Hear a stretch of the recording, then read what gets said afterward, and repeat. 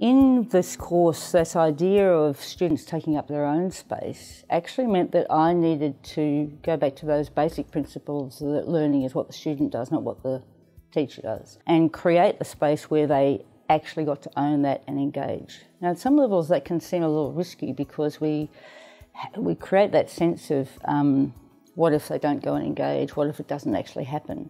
Looking at using problem-based learning in that space meant that they got a really clear question to answer. So the discussion boards were question-driven.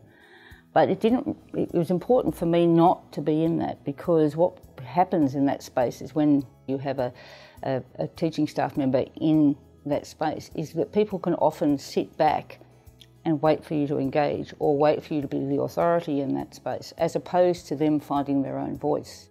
I think when a teaching staff member actually finds people engaging, they engage with them, and you replicate what happens in an on-campus space, which is you end up creating a dialogue between the teacher and the student, as opposed to the students talking with each other and actually developing a shared understanding and taking that space further. So it's important that they got to own that space.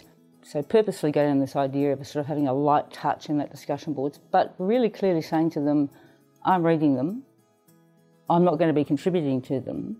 But the important thing then for me was also about emailing students privately and going, look, you know, Margaret, that was a really great point that you made. You might want to think about this element to it.